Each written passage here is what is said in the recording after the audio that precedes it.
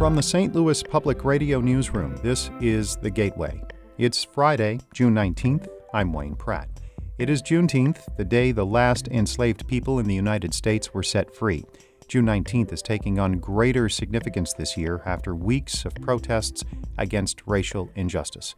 Washington University Associate Professor of History and African American Studies, Shawande Mustaqim, says the celebration can help white Americans learn about Black history. Well, we're standing in a turbulent time and a changing world. And so in that regard, Juneteenth becomes an affirmation of Blackness. More on Juneteenth in just a bit. Also, St. Louis Public Radio's Corinne Ruff on a renewed effort to lease St. Louis Lambert International Airport.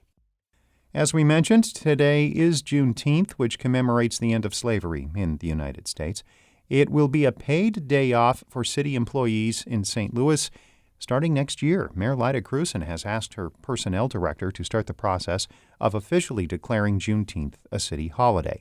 The Board of Aldermen is expected to debate a resolution today asking the city to take that step. Comptroller Darlene Green will be giving her employees a half-day today.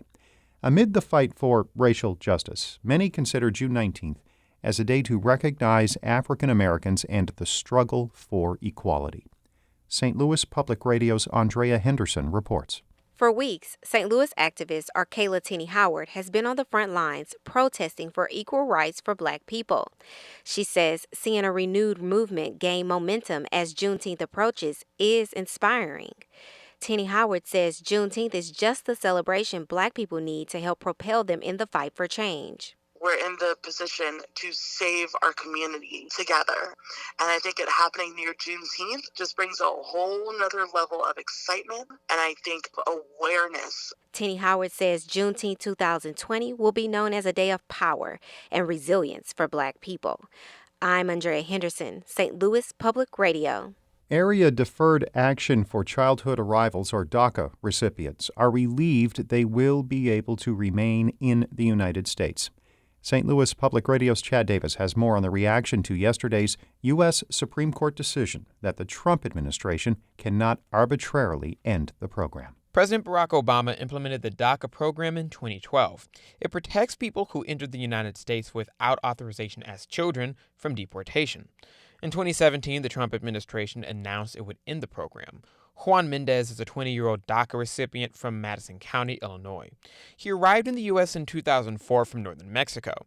He says the decision ends months of uncertainty and allows him to focus on the future. My thinking was I have 6 months to work as much as I can, to go to school as much as I can, to have more work for my family here as a family business. Advocates say the decision is a temporary win, but the Trump administration might try to find other ways to end the program.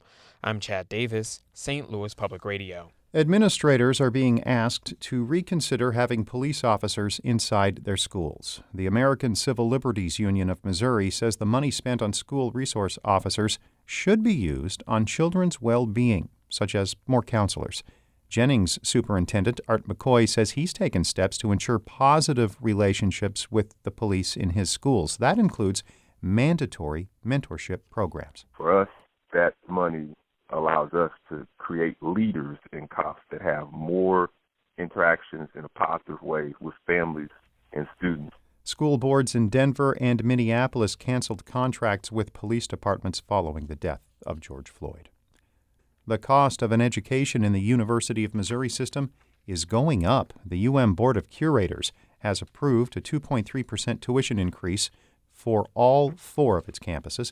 Curators say the money is needed to offset the steep decrease in revenue caused by the coronavirus pandemic. They say they are exploring a cost structure with fewer fees and a faster path to earn a degree.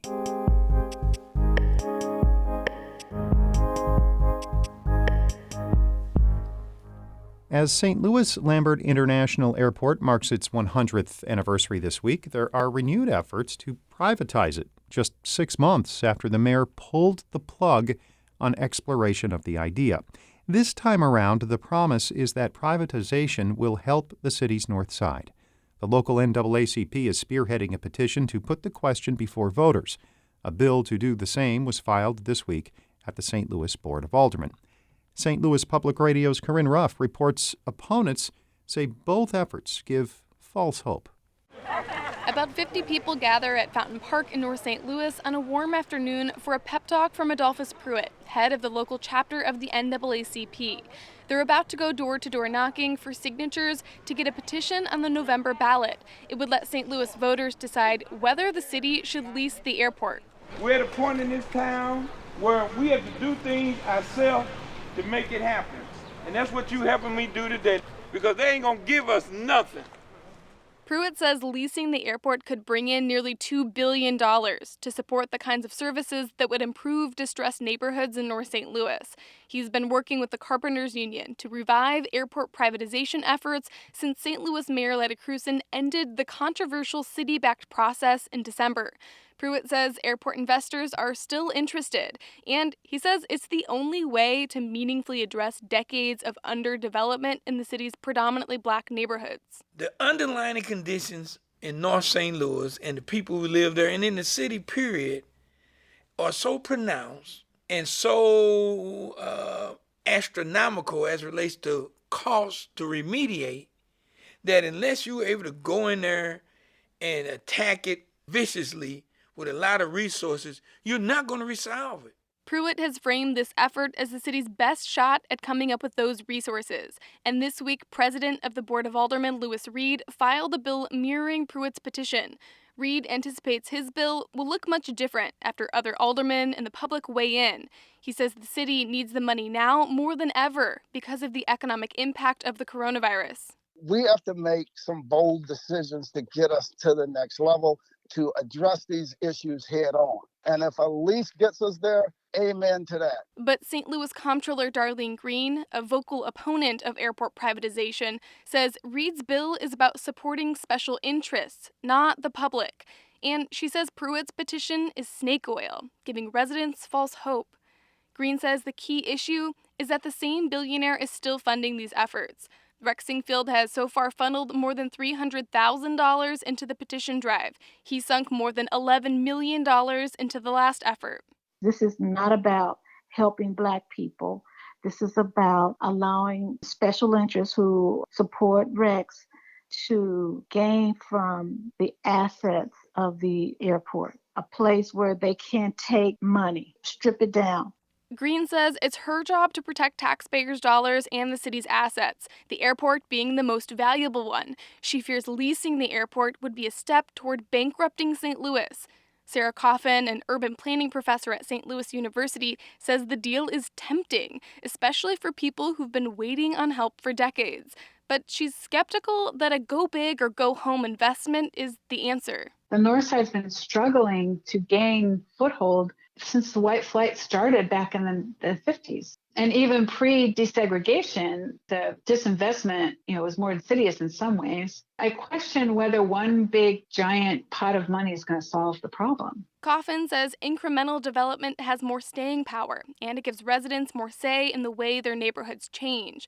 Alderman Jeffrey Boyd, whose 22nd ward is on the north side, says he still has a lot of questions about whether it would be good for his constituents. What scares me is when you think about the city of Chicago, when they outsourced parking, city of Chicago got $1 billion or whatever it was, and they were able to do whatever they did with it. But at the end of the day, parking fees went up astronomically. Boyd says, sure, it looks good on paper to bring in millions of dollars to rebuild North St. Louis, but he wonders what the city and residents will give up in return. I'm Corinne Ruff, St. Louis Public Radio.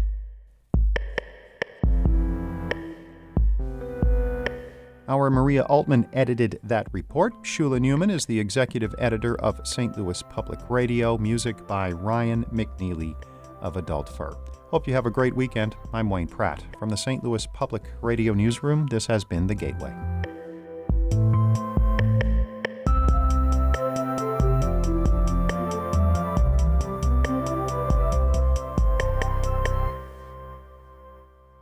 Support comes from the Missouri Forest Products Association, committed to conservation and careful management of the state's forests to make them more resilient and better habitats for wildlife. ChooseWood.com.